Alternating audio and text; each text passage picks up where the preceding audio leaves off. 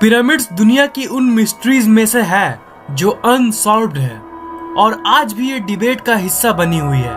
करीब 4,500 से 5,000 साल पुराने ये पिरामिड्स आज भी रिसर्चर्स को कंफ्यूज कर देती है कि आखिर ये बनी कैसे।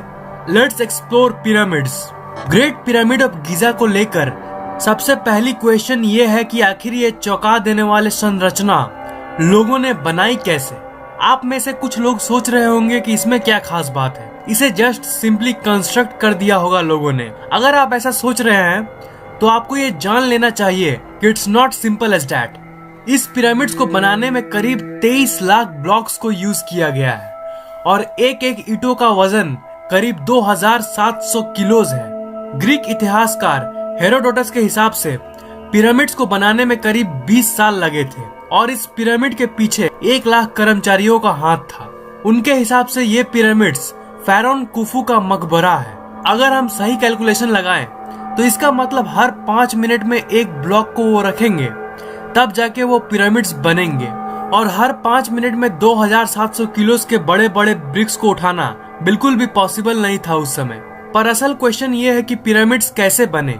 उस टाइम लोगों के पास कोई ऐसी टेक्नोलॉजी नहीं थी कि 5 मिनट में ब्लॉक्स को इधर से उधर कर सके और मात्र 20 साल में ऐसे हैरतअंगेज स्ट्रक्चर को खड़ा करना तो बिल्कुल ही इम्पॉसिबल था। अगर हम लोग मॉडर्न जमाने में हेलीकॉप्टर, क्रेन्स, ट्रैक्टर्स को लेके पिरामिड्स बनाने गए तो हमें कई सालों का वक्त लग जाएगा और अगर हम लोग इसकी कंस्ट्रक्शन की खर्चे की बात करें तो ये करीब $5 बिलियन है, मतलब कि 30,000 करोड़ रुपए।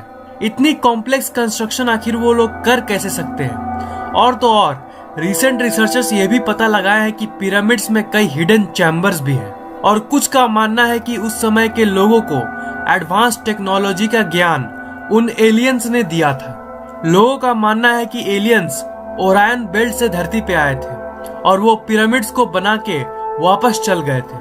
ओरायन एक कॉन्स्टेलेशन है जो विंटर सीजन में आसमान में कुछ ऐसा दिखता है। अगर आप पिरामिड्स के अलाइनमेंट को ध्यान से ऑब्जर्व करो तो ये ओरायन कॉन्स्टेलेशन के 3 तारों से मिलती है। दोनों की अलाइनमेंट बिल्कुल एक जैसी है।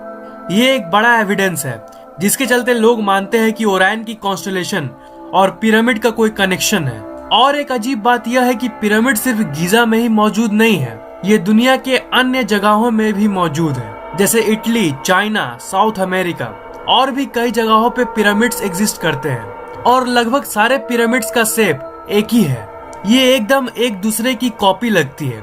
ऐसा मानो कि उस जमाने के लोग आपस में कांटेक्ट करके आइडियाज शेयर करते हो, पर उस जमाने में इन सिविलाइजेशन के पास आपस में कांटेक्ट बिल्कुल भी नहीं था। तो हर जगह सिमिलर पिरामिड्स कैसे बन सकती है। विचारकों का मानना है कि एक ही सोर्स था जो दुनिया के अलग अलग क्षेत्र में एक ही नॉलेज शेयर कर रहा था और वो थे एलियंस। अब सच क्या है और क्या झूठ ये तो कोई भी नहीं जानता। अभी तक इनकी मिस्ट्री अनसॉल्व्ड है, पर हम लोग ये उम्मीद कर सकते हैं कि फ्यूचर में हम इसकी मिस्ट्री को सॉल्व कर पाएं।